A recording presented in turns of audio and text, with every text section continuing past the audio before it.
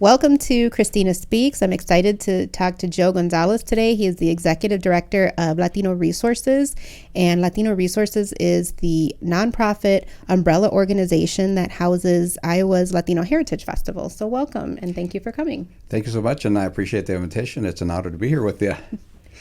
So Iowa's Latino Heritage Festival, personally, it's one of my favorite festivals every year. There is so much going on. We've got that going on this weekend, and you have been involved from the very beginning. What are some of your favorite additions from the very first one that were on the bridges back in, 2011 to... you make me think about that one. It's like, the year of 9/11, so it was, 2011. Isn't it? Wow. 2001. One.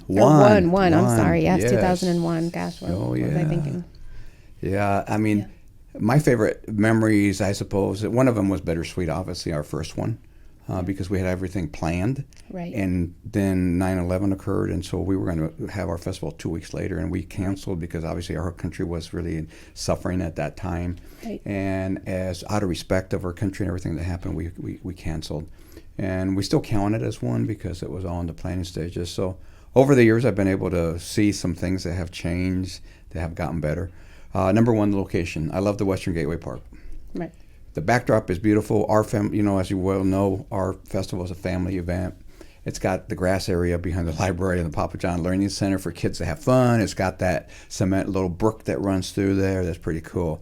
And then the backdrop of looking at the skyline in the background is awesome. It's beautiful, and so I enjoy that. So that's one of the changes that we made out of necessity, but yet it ended up being probably something good. The other thing that I love about it that we've done was the civic engagement tent. So the civic engagement tent where we educate our folks on the caucus, make sure you register to vote, absentee ballots, different things like that, where it's nonpartisan. We invite people to come and speak at the soapbox so that our folks can make informed choices based on what they hear with the candidates. So that's always been a really, really important thing. And then our health village, we've always had health organizations. It was difficult for those organizations to be there for 2 full days. You know as well, also again on this one, that staffing is tough for 2 days. Yes. And so now they come in on Saturday for 5 or 6 hours. They're able to talk about issues that affect our community more than others. And so we're able to provide that information as education for folks that they should get checked, because oftentimes our people don't want to go to the doctor. They don't think it's as important, but yet some of these issues can be lingering and affect, and if they're not caught in time, obviously they can be deadly or cause other serious health issues. Yes, and too, if you're there with your whole family, it's a great example to set for your kids to see you getting a blood pressure check, or if your kids learn about diabetes, maybe they're going to become more conscious about their eating habits, or, hey, Dad, do you really need to eat that second, taco? Maybe we should cut it down or something. So that is definitely good, because I've seen, kids of all ages taking advantage of the different services in the health area. And really, there is, when you say it's a family event, there is something there for all ages. Are you going to have piñatas again this year? We're going to have piñatas again this year, and so we pride ourselves, and even when you were involved, that family comes first, and we want everybody to come there. We know in our culture, it's about family, grandma, aunts, everybody, right, cousins, so you all come together.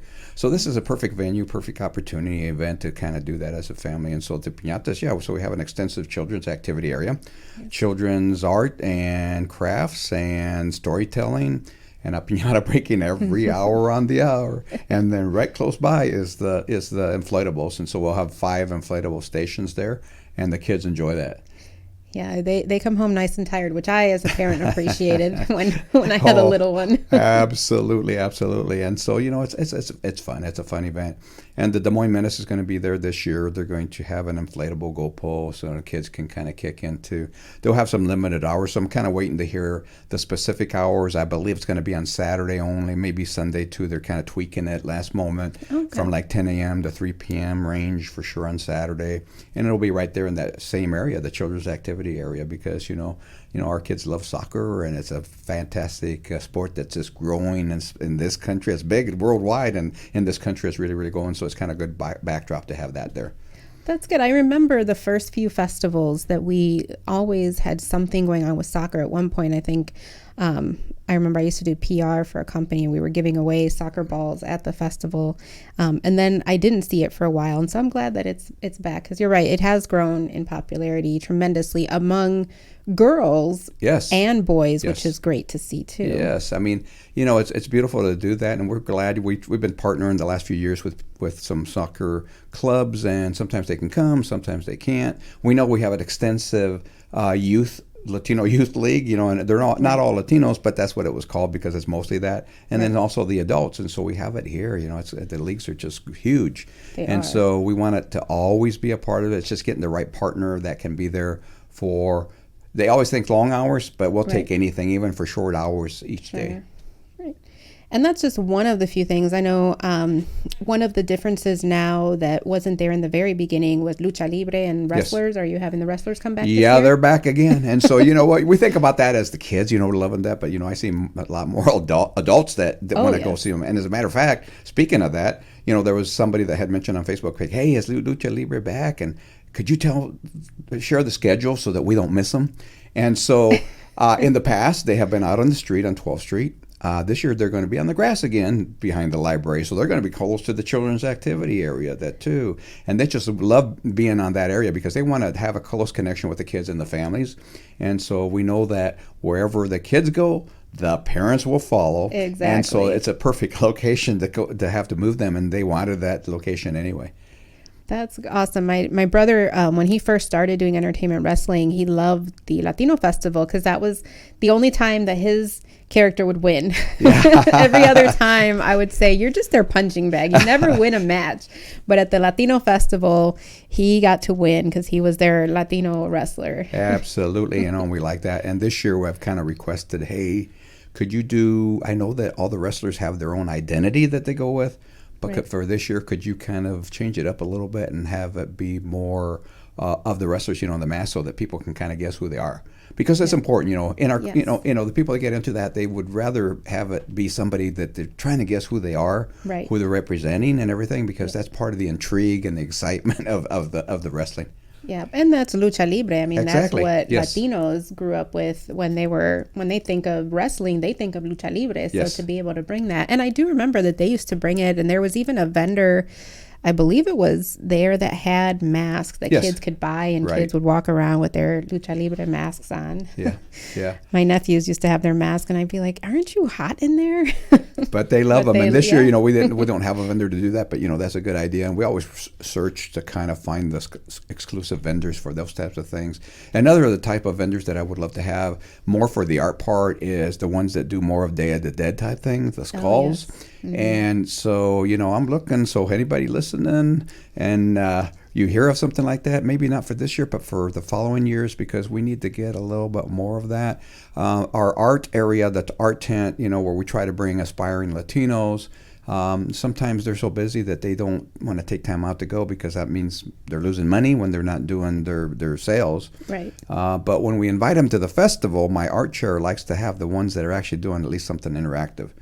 We don't want them just to be there just to sell things and not be interactive, so that people can kind of see the art form that they use. And so by being there and interactive and doing the art, people are going to like it anyway and buy their product. Correct. And so we lack that a little bit this year than other years, but you know what? We go with what we can. And every year we try to make it better there because we need to highlight some of those artists. Yeah, and the culture. I mean, now you hear about Dia de los Muertos, and there was the Coco movie, but back in 2001, when I first moved to Des Moines, people were just starting to hear about Dia de los Muertos. There was still a lot of confusion over what it is, how it's celebrated, how is it different from Halloween.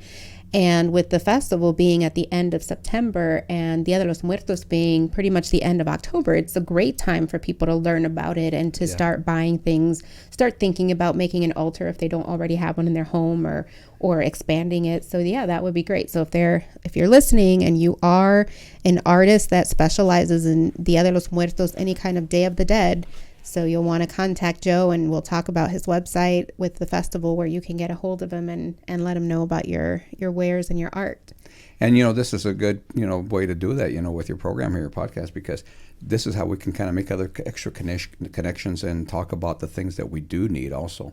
And with the Day of the Dead now, the Art Center is going to be there. So at the Health Village, we staff that with all the organizations Saturday only, and it's going to be from 10 to about 3 or 4 p.m., and then once they're done, then I use that tent as a community tent. So then it gives me a chance to bring in for the rest of that day and all day Sunday organizations within the community that have a low budget that probably wouldn't have been able to afford to come to the festival to pay the full price, and or the staff for 2 full days. So then I give a table to different organizations, and one of them is going to be the Art Center because they want to highlight the Day of the Dead event that they have at the Art Center. So this is a partnership that hopefully we can kind of build and have them there, and maybe sometime they could do a makeshift altar and have their own tent, the Art Center, to highlight, the Day of the Dead event coming up. And then if somebody's listening, once again, and of somebody that does that type of art, we would love to have them at the festival because that's just the perfect timing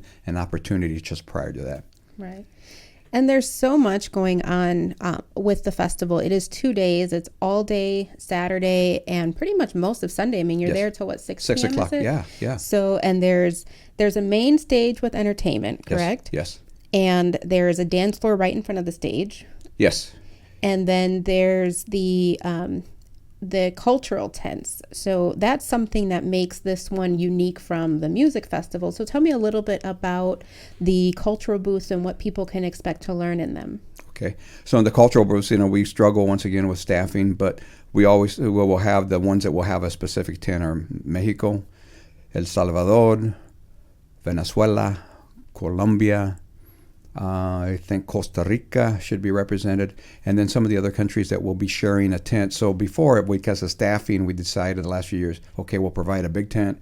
We'll have a table per country, invite people to decorate that table in their country. So the other ones will be Cuba, Peru, I believe it's going to be Bolivia, and there's a few other countries that I'm missing. Puerto Rico, sí, no, I'm sorry. I so many things, So Puerto Rico, and I miss Puerto Rico being there all the time. I miss those days, but you know what? We'll highlight that and remember the good days in the past. And then we also have, I believe, Argentina and a couple other countries that are just in the regular big tent where they can just have a table. Once again, anybody that's listening out there, you're from different country. You can't, stay there all day, but lend us some artifacts.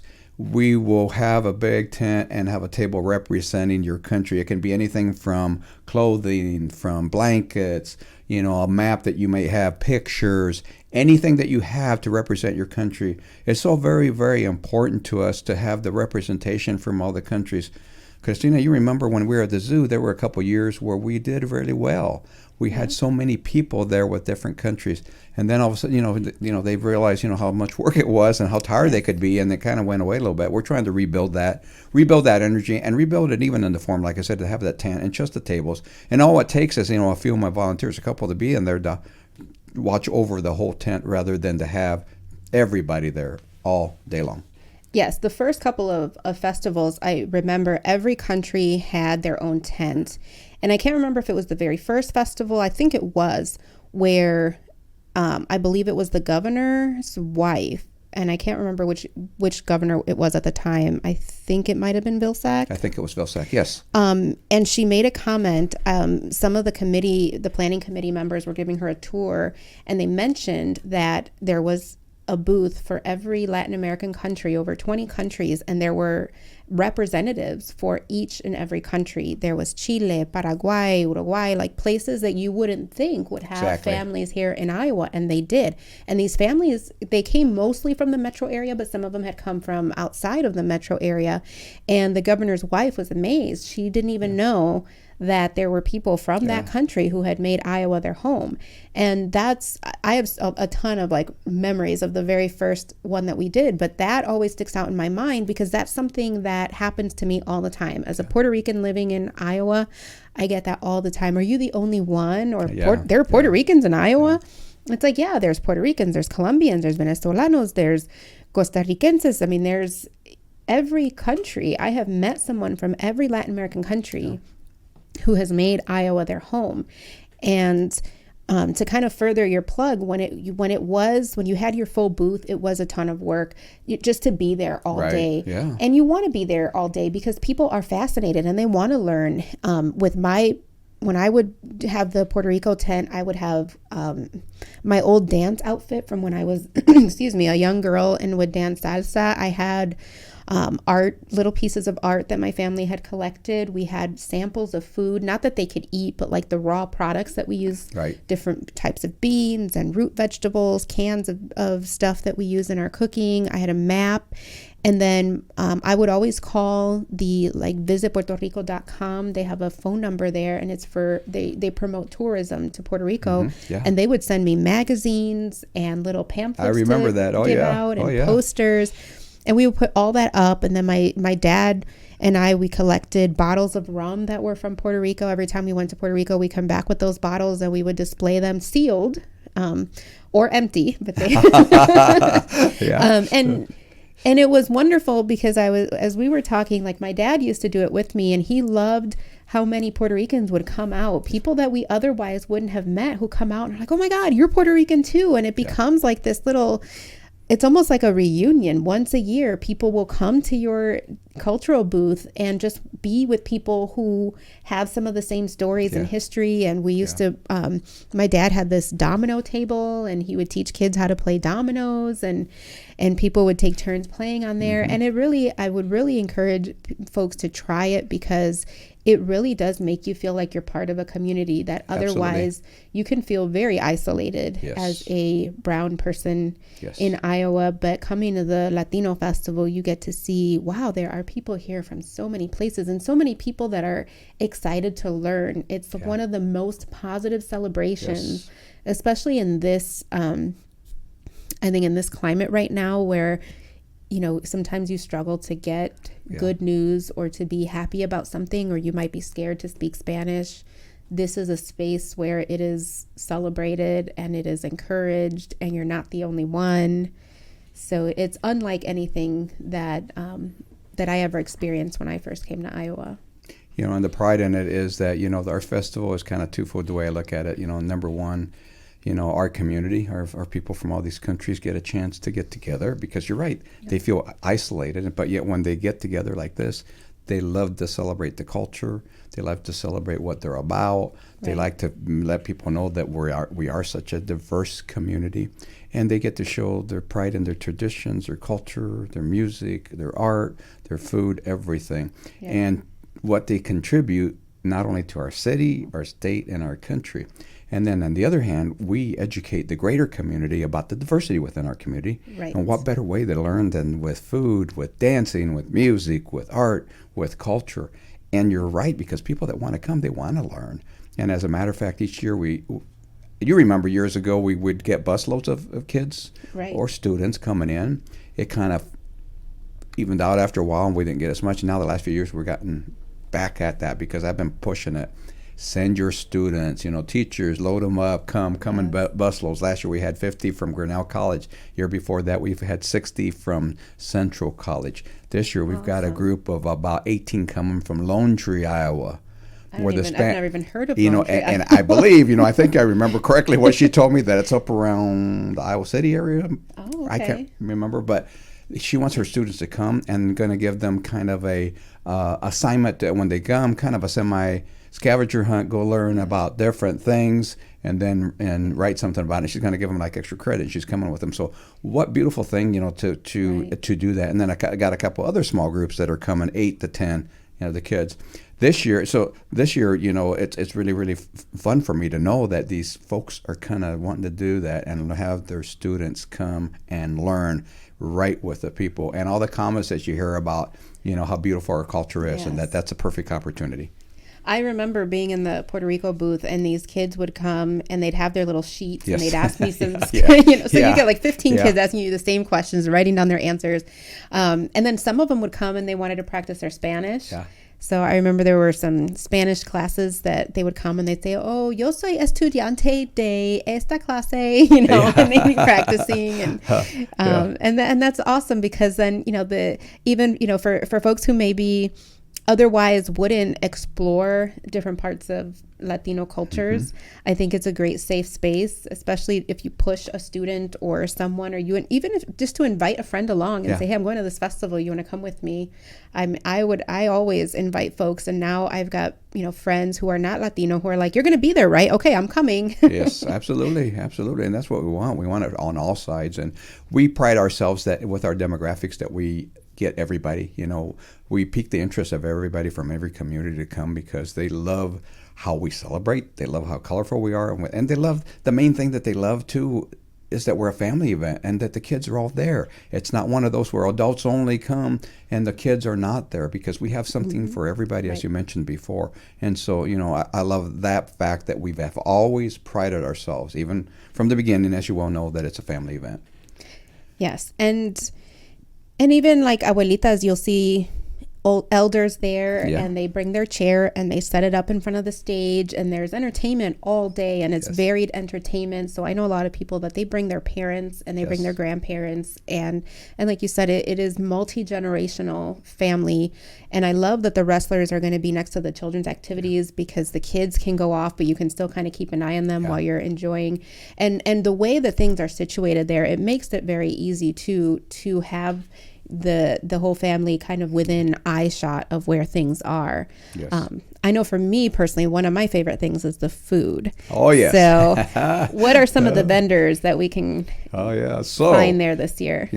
We're going to have 3 Puerto Rican vendors. 3? Where'd you find 3 Puerto Rican vendors? So we're going to have the Puerto Rican restaurant that's in Winter Heights that will be there. Awesome. And then we're going to have El Coqui. Oh, they come to our festival. They're amazing. Yep, and so they're going to be there, yes. And I saw them there, and I said hi to them. And so, it was awesome. And then we're also going to have, I think he calls himself, he changes the names. These food vendors sometimes change their names. So Caribbean Pina Colada, and he comes from the Chicago area. Oh, wow. And so he made some of those drinks, with the coconut and the pineapple and everything, right? Yes, the non-alcoholic. But then this year they added food, last year I should say. And they were a big hit, and so we have 3. So before, when people were asking where's the Puerto Rican food, and we didn't have, now we got 3, right? And so we'll have that, and then we're going to have Panca's going to be there, and they're Peruvian, and they're on Ingersoll. Yes. She might not have an extensive menu because even though she owns a restaurant, this is her first actual festival event, and so that takes different type of menu planning to see what's going to sell. And then we have 2 main vendors that are going to be doing pupusas. One from Perry, one from here in town, and then another one that's going to do tacos, combination, a little bit of everything, and then a few pupusas on the side, because people always ask about that. Yes. If we don't have, somebody saying pupusas, we hear the complaints. Gosh. And every year we try, and sometimes it doesn't work out because people, once again, imagine how hard it is to be there and staff a tent for 2 days when you're doing just exhibitor work, right? Yes. Well, now that's like tenfold when you're doing you're cooking, preparing, and everything has to be on site and fresh. Yes. And then we have a little variety because we have Parlo Pizza, which they have a pizza oven in the back, an actual pizza oven in the back of a trailer. Nice. And so we do that because not only a variety of food, if we can get it from different countries, but a variety of different tastes, because people like a little bit of everything. Right. We have Pit Stop Barbecue that's going to be there. Jamaican food truck. He's coming from Cedar Rapids, and so I told him, hey, can you do a fusion of your Jamaican with Cuban, Dominican Republic? Because it's all Caribbean flavor, and do that because that way you can vary the type of things that you have. Because people the foodies love to try a little bit of everything. Exactly. Yes. That's definitely one of my favorite things when I go to the Latino Festival. And even from the very first one, I remember the very first one was when Pupusas El Salvador made their debut. Yeah. And now they're like one of the most sought after vendors at the farmers market. Oh, man. But they started with the Latino Festival, and it was before people really knew. Even I didn't even know what a pupusa was. And oh my gosh, now thank God that we can get pupusas year round in Des Moines.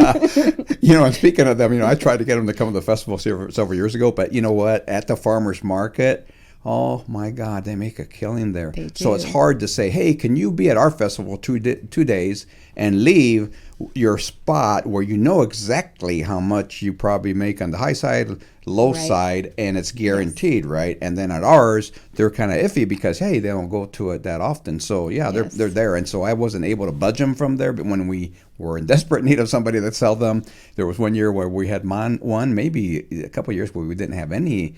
And people, we heard about it. It wasn't for the lack of trying on our part, Sure. but people, tell us about it. So now we made enough connections, so we know we've got enough of the vendors, or the restaurant owners that will be there. Yeah, and it is tough. I mean, I have some friends who run restaurants and they want to be at the music festival, and they'll tell me, I just can't shut down my restaurant on a Saturday to have my staff go there, but I don't have enough staff to be at my Right. restaurant plus at your event. So it is difficult for them, and so it's great that Des Moines, the food scene in general, has grown from food trucks to caterers to people who dedicate themselves just to festivals. So that's something that. Have you seen that get easier as the years have gone on, as those have increased? Yes, it's gotten easier, but we get kind of an overflow with more typical Mexican food. We have new this year a vendor. It's called Flame the Food Truck. Oh yeah, I saw them at the World Food. Yeah. So and the Music good thing Festival. about it is that they have different things. So they have not only like the quesadillas and maybe a burrito, but they also have burgers and wraps. So see, vendors like that, you learn as a business person how to vary your menu Right. to make a little bit of fusion or a little bit of change to kind of highlight and attract the different tastes that people might have. And so he wanted to be there. And so this is his first year there.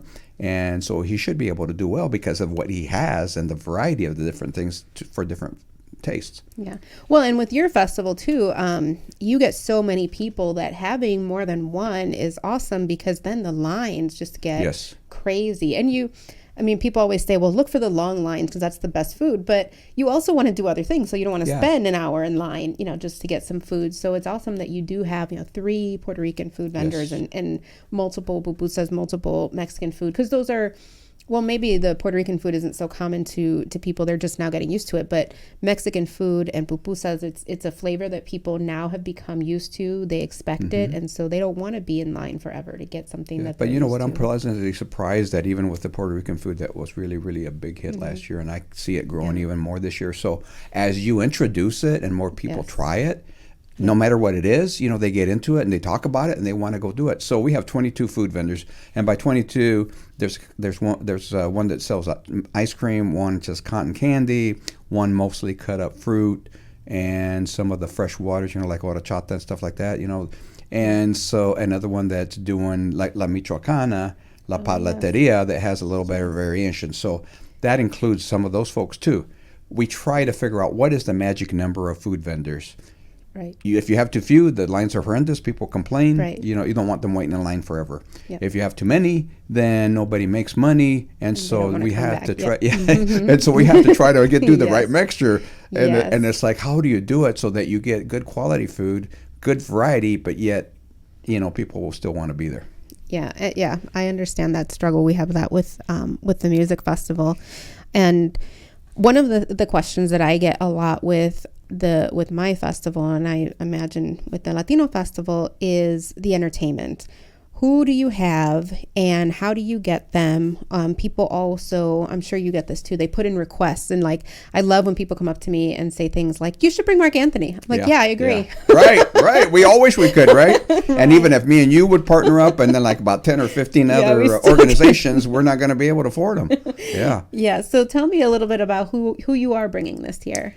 Okay, so this year, on Saturday, most of our headliner, and the main entertainment's coming from Chicago.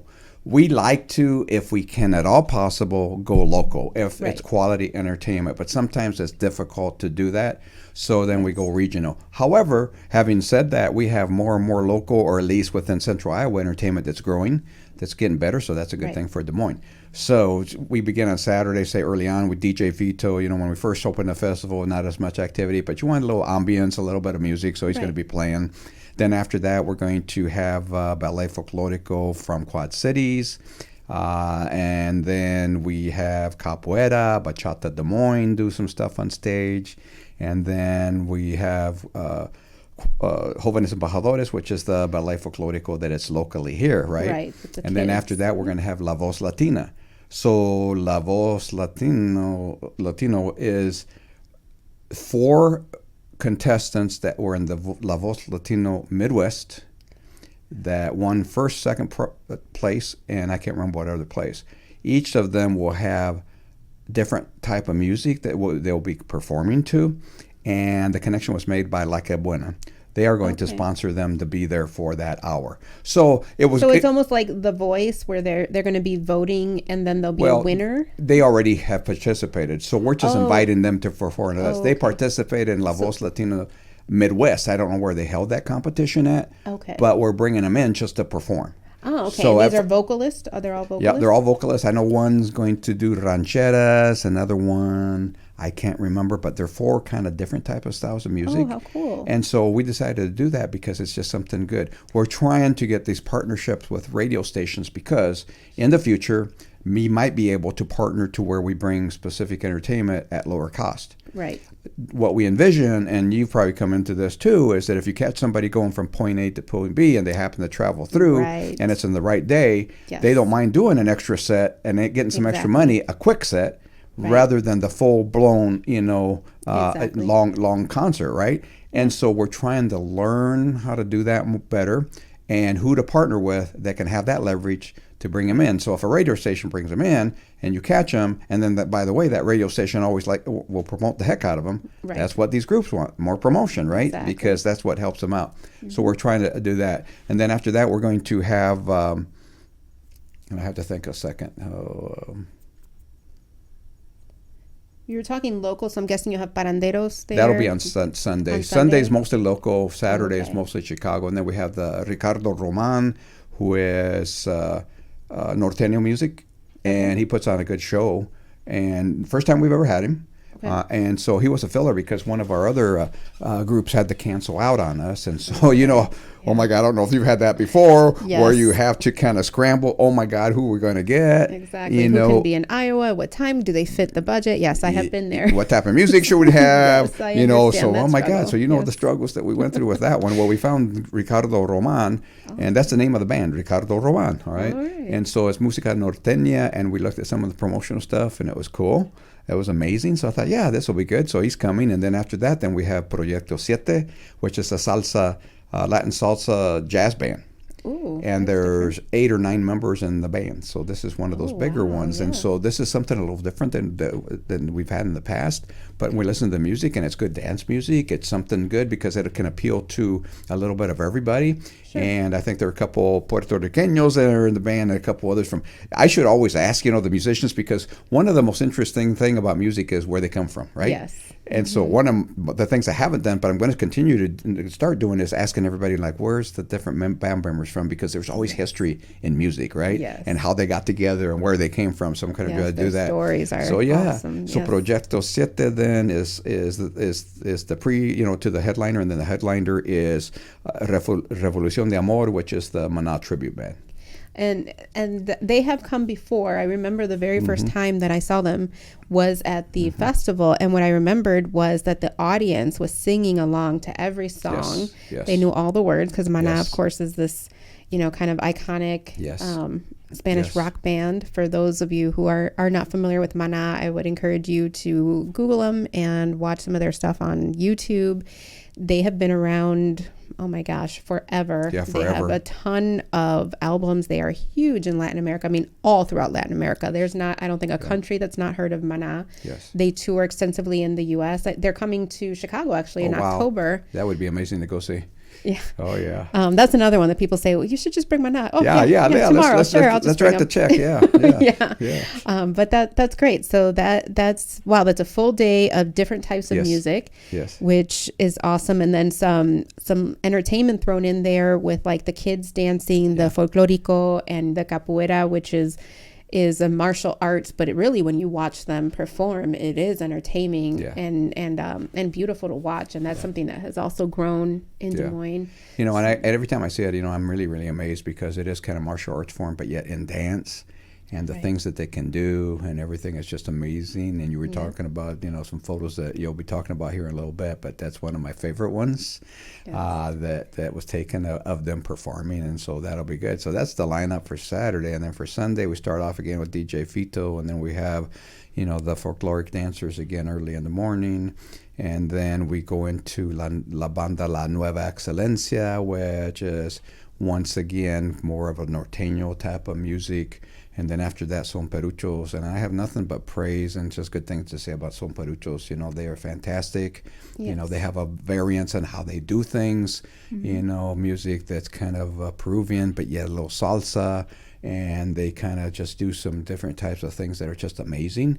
And then we close it out with Paranderos, which I also appreciate Paranderos because they just have this massive following everywhere that they go. Love them. Yes. And they're great to work with. Both of those bands are great to work with. They have a lot of pride in being local bands, and they put on great shows. And I think that's why they have such a following, too, because people know when they are on stage, they're going to have a good time. Yeah, and people just dance. I mean, people can't wait for them to start playing the music. And so my favorite time, is just to see everybody dance. And so the dance floor, you see how crowded it gets, and I love to watch that. Well, this year I decided that because it gets so crowded and people love to take the photos, and it's kind of hard because it gets so dark. Right. So from our stage, I have requested specifically to have some lighting that kind of shine down, not the super bright stuff that can blind you, but just enough to get some mood lighting so you can see the crowd up in front, because it's just amazing how we see everybody enjoying themselves, old and young alike, that are on there just having this beautiful time and enjoying the music. Yeah, I've even seen where you've brought bands that have brought people from the audience up and taught them how to play instruments and had them dancing on stage, very interactive. So it definitely, the party goes, it's till the very end, which is fun to watch, and all ages, kids, grandma, grandpa, they get up and they start shaking it too. Oh, they do. I said some of the dancers I'm amazed with, okay. So sometimes we get, Bachata Des Moines there, or some of the Salsa Des Moines folks. Yeah, they dance well, but what I'm amazed at, seeing some of these young people, some of the older people, how they dance, and they don't leave the dance floor. And it's like the energy that they have, but yet it makes you feel good because they're enjoying themselves. Right. It's like, when they get to do that and they're out there having a good time, it's just, they don't want to stop. Yeah. Something that a lot of people don't know is how much it takes, just all of these logistics coming together. So you mentioned that this year you're going to have special lighting for the dance floor, and then there's lighting for the stage itself and for your vendors. And that lighting sometimes has to come from generators. There are so many moving parts to a festival that people really, they don't think about. We talked a little bit off camera about 90 tents is what you have. Yeah. So each tent has to be put up. It has to be taken down. It has to be ordered. There are different sizes of tents. The logistics beyond it, you work on this year round, correct?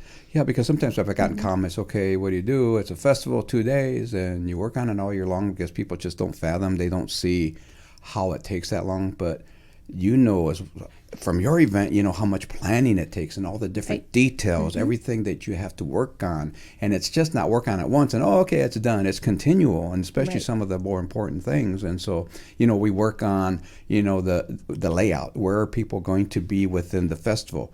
We give priority to the sponsors, I should say, that give money to us if they want to have a tent, because they're the one paying the bill. And so we try to take care of them as best as we can.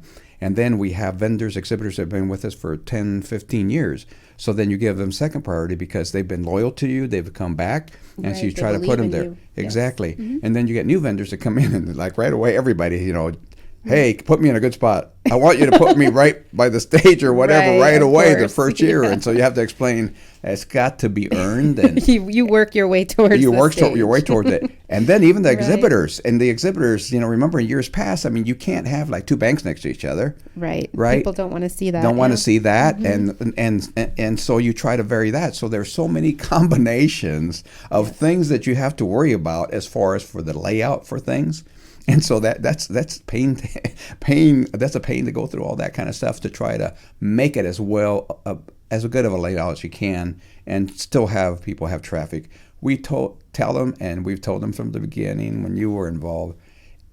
I remember, Joanne, clear as day. Make sure you have something interactive in your booth, Right. so that you can draw in the people. You have to do something. You can't just sit If you're there. just sitting there handing out a pamphlet, people don't want that. They don't want to carry something around. Yeah, I tell vendors that all the time with the music festival, especially if people go there to dance. They don't Yeah. want to be holding 50 flyers. Yes. But then some of the exhibitors, that's all they do is to come and sit, and then they complain, "Well, I didn't have that much traffic." But yet the ones that took it upon themselves to have the little giveaways, the little interactive Yes. activities, they get flooded. If they have interactive activities for kids, the kids go there, then the parents follow. Or for the Exactly. parents and the kids go too. And so those are the types of things we encourage. That you were talking about the bands being interactive. We do that. We tell everybody, if you are interactive, go for it. That type of thing, whether it's the band, the exhibitors, and the art tent, the cultural booths, everywhere that you are associated with any part of the festival. If you're interactive, that's what we love. Yep. And you mentioned Joanne, and so just to give folks a little bit of history, this festival, when it started as, and you and I were there, a group of volunteers with an idea that we should celebrate the Latino cultures in Iowa. Joanne Mackey was the person that kind of rounded all of us up and kept pushing for us to keep coming together. I really honestly believe that was my foundation for making Des Moines home, because I got involved right away when I moved to Des Moines, and I met so many cool people. And since I didn't really know anybody, I kind of threw myself into the festival because I didn't have anything else to do but my job. And I still keep in touch with all of the folks who are still around, who started that very first one. And I still remember meeting in church basements and just kind of, none of us were event planners or had ever put on a festival, and we learned as we went. Yes. And I don't know how much of that first festival you remember, but we had to cancel the first one and then kind of replan it for the following spring because of 9/11. And I remember that morning I got up and I thought, oh my gosh, I really hope people come. Right. We were literally like doing word of mouth advertising for the most part. And what was it, like 4,000 people that went to the first one, or I believe so. like that? Yes. We had Way spent the more budget than we already, thought. on things, trying to do things, and so we had to do what we could. Yeah.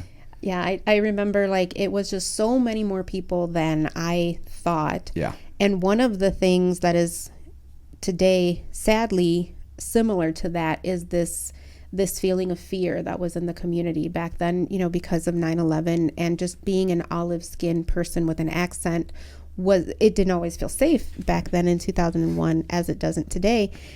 And there was this little viejita who was there, and I had a shirt on. I believe you were in your police uniform, but I had a volunteer shirt on, and she stopped me and she said, "Did you help put this together?" And I said, "Well, yeah, I'm one of the people, there were a lot of us." And she had tears in her eyes, and she pointed to these 3 boys. One of them was a teenager, and then the other ones were like maybe 12 and maybe like a 9-year-old. And they were just talking and whatever, all excited. And the older boy, he had a Dominican flag wrapped around him like a cape. And she said that was the first time that her older grandson, that she had heard him speaking Spanish in public since 9/11 had happened. Wow. And I still get choked up when I think about it, because she was so thankful to me and grateful for that moment of seeing her grandson out in the open, proudly displaying his Dominican flag, speaking to his siblings in their native language where she could communicate with him. She said all this to me in Spanish, and she took my hand and she's like, "Ay, gracias, mija, gracias." And I just thought, wow, I can't believe I was part of making this moment happen for this family. Yeah. And it has always had a special place in my heart. From that moment on, I thought, we need this. Absolutely. As a community, as individuals, as families, we need this. Yeah. And I remember a couple instances where older gentlemen began crying while they were dancing and singing out there with stuff. And it's mostly because it brings back that they're able to go there and celebrate their culture in masses. You do it with your family, you're doing it in small groups, but yet our event would draw all of us together.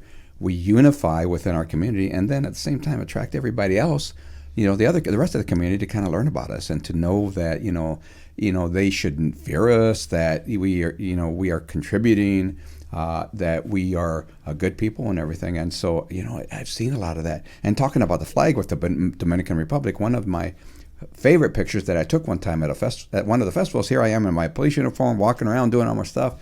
And then right towards the end, I see this guy and his girlfriend, and they're dancing in the street away from where the stage was at. I think they were getting ready to leave, but they were still into it. They just couldn't give it up.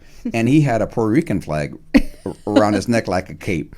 And I said, "Can I take a picture of you with that?" And said, "Yeah." And I took it. And I thought, you know what? That's what makes you proud as far as all of us being associated with it, because here they are showing off their culture, right, what they're proud of, what they're made of, and this it was the venue, this was the event that got them going even more, so that they can show that pride all the time. Something that has been a challenge, but I also love about the festival, is that it has kind of toured Des Moines. It started on the bridges. Yes. And then for a while there, it went out to the zoo, Yeah. which was phenomenal because families were able to go and experience the zoo and the festival for the same charge, which was a wonderful gift. And then at 1 year, or maybe it was more than 1 year, it was even at Southridge Mall. I remember on the green of Southridge Mall. We were going to be at Waterworks. Oh, but we had such a wet spring. Yes. And flooding, and that area is so swampy that it takes, even in September, it was still bad. Yes. And so that's another one of those things where, as a group, as a board, I don't know how we scrambled and we pulled it off, because we had to move it from there. And I remember, Joanne's conversations and trying to figure out, where do we move it to? And then somehow or other somebody mentioned Southridge, so I went and met with them. And they would let us use that parking lot. We coordinated something. Yeah. So people liked it there. It's kind of something different, but at least it filled the void, because we didn't know what to do from there, right? Yeah. Oh, yeah. So, yeah, we've moved around a little bit. Yeah, then went back to the bridges for a bit. And then now, where most festivals are, in that Gateway Park, it's very spacious. You've got the grassy area, you've got the streets closed off, and then the businesses there are able to participate. So if you want to get out of the sun, if it's too hot or whatever, you can go into like Ritual Cafe, or there's other places that are open within there, which really is a gift to them as well, because you're literally bringing people to their doorstep. Yeah, and you know what? They get interrupted down there so much I think there were 29 festivals or events during the summer in the Western Gateway. Really, that many? Yes. Wow. Yes. Anything from small ones to little ones, but any disruption, and we have learned what footprint to keep so that you don't go beyond 13th, because once you go beyond that, there's more squeaky wheels, right, because you surround them more. Right. And so we try to partner and try to be the best neighbor possible. So I have signs made up so that we can put them all the corners. Visit our friends at Ritual Cafe, visit our friends at Proof, visit our friends at Jimmy John's, a Fighting Burrito, at Chencho, South Union Bakery and Cafe. Now I have to make a new one for St. Kilda, because now it's taken its place of where Starbucks was. So we try to do as much as we can to highlight that, because we know we disrupt it. But yet we try to be friendly, and then every time I visit those areas to get the signature, because I have to have signatures from all those businesses for the street use, and you have to have just majority. But we pride ourselves in that every single year we've gotten 100%, and it gets a little rocky sometimes, because not that they get mad at us, but they get mad at the volume of the numbers that happen. And everybody that has signs, I give them tickets, free tickets. Just because we appreciate that they put up with the disruption, and we try to buy things from them. So when we're setting up on Thursday and Friday, and we have our volunteers there, then I visit, we pick a different restaurant each day, like Jimmy John's, Smokey D's Cafe, Ritual Cafe, to give them all the business for all my people that are there putting together. And then in the morning, on Saturday morning, we order our coffee from Ritual to give them some business. So because we know we're affecting some of their business, so we want to give back as much as we can. That's amazing. And this idea of giving back, aside from contributing to a number of vendors, but you also, as a nonprofit, give back to the community. Yes. And that's something that a lot of people don't know. I know Right. when people ask me about the Latino Heritage Festival, I always tell them, it is a nonprofit and they give back to the community. You have scholarships, which are Yes. presented on the stage, but you do a lot more. Can you tell us a little bit more about the other things that you do throughout the year with some of the funds that you collect from the door fee? Absolutely. And, we have given emergency funds to people. I remember there's been a couple of funerals, and not that we pay for the whole funeral, but we contribute, whether it's $500 or $1,000, our part, on the GoFundMe page, because we know that when people are in need and they're looking for help, that's what we are about, and that's what we want to do. And depending on how we do, if we have a good year, we can do more. We bought a wheelchair for one person this year. We were going to buy a second wheelchair for somebody else that was in need, but then the hospital went ahead and provided them because at first they didn't think they could get one, but somehow they found one. So we did that. We provide emergency food for folks, on a given time. It just depends. One time the guy got stranded here in Des Moines. He was trying to travel I can't remember where he was coming from, but he was trying to get to Texas. And he got stranded here, and so I went to the bus station and I met with him. And of course, sometimes you got to try to verify at least a little bit of information, because obviously, sometimes people take advantage, and you don't want to be that way, but you want to, assure that, you're helping somebody, because if they take your money and they actually don't need it, then that's more money that could have been used for somebody else that does it. Correct. And so as best as we could, we verified, and so I bought him the ticket. I met him at the bus station. I bought his ticket from Des Moines to the place in Texas that he was visiting. Those types of things that are the things that we do periodically besides the scholarships. At one year, a couple years ago, we helped out like 3 students for the refiling fee for the DACA, because when they refile, that's about what I believe $500 each time that we have to renew. And so we did 3 kids that way. This year, there's a group of kids that are going to some conference. I can't remember what state it's from. It's going to cost them $7,000, and I wish I could remember what school they're from. But they put in for it. Evidently, somebody forgot to turn the paperwork in time to get some of the funds, whatever the school could pay, or the church. I can't remember who sponsored the church. And so they were out of luck, and then they had to fundraise for all $7,000. So originally we were going to give them $500, but because we were looking at our budget and we knew that we were doing okay, then we gave them $1,000. We're giving them $1,000. They haven't picked up the check yet out of that $7,000 that they need, and they're rolling with the funding, and we're able to pass on the word to our connections. Hey, this is a good group of kids, and when we told the teacher that's going to be a chaperone, she started crying, because originally we were going to give her 5, and then when she found out it was going to be 1,000, she started crying, because she is one of those persons that is so into her students in this group and wants to do everything possible to give them that good experience, and so we appreciate that. In years past, we've given to it was Maria Alonso Soccer Club, $1,000. We've given to Alexito $1,000 in the years past. So every year we kind of look at where the need is, who we should give to. Sometimes people come to us and say, this person needs that, and so we kind of do it on a case by case basis. But the more we have on our budget, when we've done a good year, the more we're able to do throughout the year. We were so bad before, as anybody else, where you try to explain to people what to do. As an organization, it's difficult to pat yourself on the back just like it is for a person. Pat yourself on your back, the good that you do. But if you don't inform the community and what you give back, then people have this idea that you charge, and where's that money going from? And if somebody's getting rich and the record's getting all this money, because they don't understand the cost of all the stuff that that you have to pay for to put on the festival, and they don't understand that that we do give back to community, because they say, well, why do you charge? Why aren't you a free event? We think it's minimal, $5 for adults and $1 for children. This year, in years past, I should say, so many years now, we've done a lot of 2-for-1 coupons. And this year, I think I've given out close to 2,000 free tickets, to different things. Sometimes it's to the vendors that are staffing and extra ones. Now I give a packet for the sponsors. Not only do they get their packet for the risk tickets to be as an exhibitor, because they also want a tent, but also a stack of tickets depending on how much they contribute to pass out to either their customers or their employees. So we do that because it's all about getting the masses to the festival. The more people you have there, the more they spend, the better off it is for everybody. And they're enjoying themselves and learning. Yeah, that's something that that people don't really realize, how much it costs to put on a festival. You were mentioning that in permits alone, you have a list of Yes. all the different permits. Yeah. And permits, they can be anywhere from $30 to a couple $100. Right. They're Right. expensive. Closing the street is another cost. Using those green spaces that you mentioned, that's a couple thousand right there.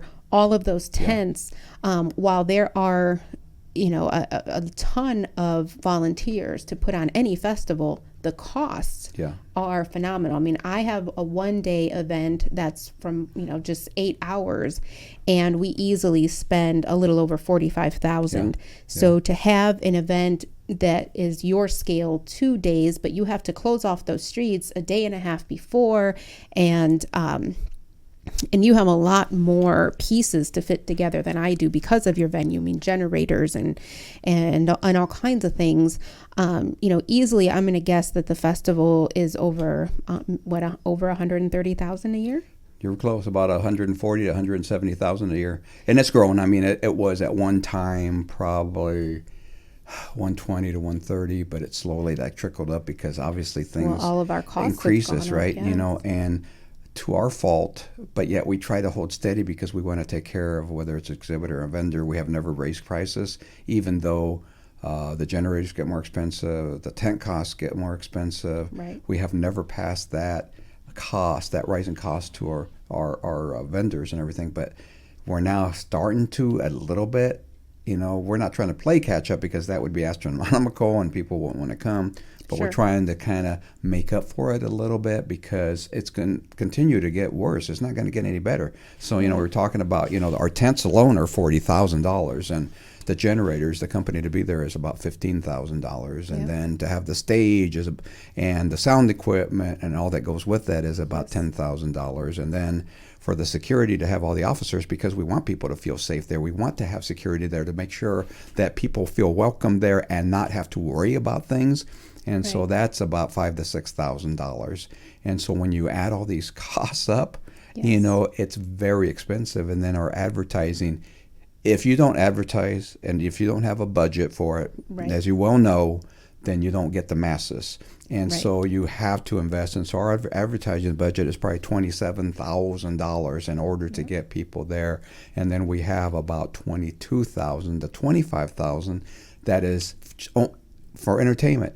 And it sounds like a lot of money, but that $25,000 includes the inflatables, the Aztec dancers that are there performing, the wrestlers, capoeira, and then the rest is for the bands. And so when you look at all that, that's not really a whole lot of money for the band. So we try to do as good as we can to attract some decent talent, because our event, for the cost and the different things that we give you for your entertainment when you spend the day there, it varies. You have a variation of different things that we provide. Right. And I mean, come on, for $5, you can go in and spend the entire day absolutely entertained from morning till night. Yes. And yes, if you want to pay for food, then there's a variety of food, and there are some vendors where you can spend, but you don't charge kids to go jump in the bounce houses, which I know other festivals, they might be free to get in, but then you have to pay for the kids to go at each station. Yeah. There's no charge for any of that entertainment. It is all there once you pay your $5. If you go on a full stomach, you really don't have to spend any more money. Right. It's really optional once you pay, and that's something that a lot of people don't understand, because there are free events there, and that's great. But one thing that I love about this festival that sets you apart is what you said, that entrance money is unrestricted, and a lot of the money that you raise as a nonprofit, it is for very specific things. The grants will tell you what you can spend on. Absolutely. The sponsors want some very specific things in return for their money, and that money goes towards making sure that the festival happens. But then for you to be a conscientious, member of society as an organization, you give back. And that's where that $5 that people pay to have a day's worth of entertainment goes much beyond those 2 days. It goes towards, like you said, helping students with scholarships, DACA students with fees, and all of these other proposals that you get. And that's something that I admire about the Latino Festival, and that we emulate with our music festival, is that we don't just want to come in, take your money, leave, and do it again next year. We want to make sure that we are, people's partners. Yeah. throughout the year. And so I really love that you do that. I really admire that, and that has been able to continue even with higher cost. Yeah. Because the flip side of that is, while all these costs are going up, they're going up for your sponsors too, which means that they're giving less money. Absolutely. Absolutely. And that's never something, you can get a sponsor who gives you $1,000 every year, but you can never count on it for sure, because you never know when that sponsor is going to say, you know what, we found another cool project and that $1,000 is going there, or we're going to cut it to 500 because we just haven't had a good year. Even grants, that you cannot for sure count on anything. Yeah. And you've been there, you understand that, my time to worry usually is around January, because you're trying to already book a lot of stuff, Right. especially the bands, because we know that during, September to October, during Hispanic Heritage Month, they're in full demand. Exactly. So if you don't catch them first, you lose out, right? Right. But yet, my problem is, how much money will I have? Right. I would love to get better bands, but I can't spend money I don't have yet, right? And so until the money starts coming in, so we try to project, okay, what we've done before in years past, so this is what our budget's been, let's stay within that budget. And by the way, if we're lucky and we do good, then maybe next year we can, get some extra, some better entertainment, some higher cost entertainment that's kind of a little bit different than we brought in before. Right. And so that is the worry all the time, to try to figure out, what the budget's going to be every year. And when you're putting together grants, and they're the early ones, Yes. they want a budget. Yes, they want to know exactly how much you're going to spend when you have no idea. Exactly. And so, you feel my pain. I know Yes. you've been there, those sleepless nights sometimes and thinking, what are we going to do? But yet you have to have that grant in on a specific date, Right. And you try to do the best you can, because you don't want to miss out on that. And you want to try to, base it off of previous years, okay, so I've got the previous 5 years. What's the average? What do I do? And sometimes we have a tendency to go on the lesser side than the higher side, because then if we do come in with less money, we don't want to get stuck with extra bills that we're not going to be able to pay. And so, Right, yes. those are the struggles. Those are the things. And, for the $5, we think we're giving something really, really good. And you mentioned something really cool about, and the free events, the kids have to pay $1 each inflatable. Right. That can get kind of pricey. With us, $1, Yes. play all day. And by the way, like, hey, say for instance, you come for a while, you get tired, get your hand stamp, go home, rest, eat there, come back, enjoy the rest of the day. You don't have to pay again. And so we try to kind of inform people, that it's worthwhile. It's good value for what you spend. And by the way, it's just a way to kind of get together and kind of celebrate us all together. Yes. And so I would encourage anyone who hasn't been to Iowa's Latino Heritage Festival. It's going on September 28th and 29th at Western Gateway Park. And you, with $5 for adults, $1 for kids, you will be entertained all day from the moment they open until they close. You'll be dancing, you'll be eating, you'll be seeing some wonderful displays of talent like capoeira. They perform, but they also are on site all day educating, doing little workshops. And so a lot of the different performers will do that so kids can learn about what capoeira is and different things like that, like bachata Des Moines, salsa Des Moines. They're there. There are vendors who, as Joe mentioned, they make their stuff entertaining and interactive, so you can be spinning a wheel and winning things. Pioneer, in the past, they used to make popcorn. Yes. People They get still in line do. for their free popcorn. Yeah. Lots of great food vendors. So it's really just 2 full days of fun, of education, of just a family time. So, Joe, I want to thank you for coming, and I always ask my guest to help me with their 5 favorite things.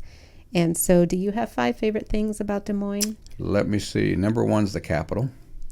It's just got a lot of history to it. I remember as a young kid when I came to this country, and one of the things that caught my attention was the Capitol, how beautiful it was. And now living in the East Village, then my second choice is East Village, because I have seen it develop. I have seen it grow. It's a community of itself, and we've kept our kind of historical sense of, keeping everything kind of looking the way it should, on that side of the river. So it's fantastic. And I remember, even being on the police department, where if you went east of the river downtown, Nothing was going on. It was considered seedy. Right. Nobody wanted to go there, and things were getting run down. So I love, the East Village. Another thing that I love is, the Principal Park.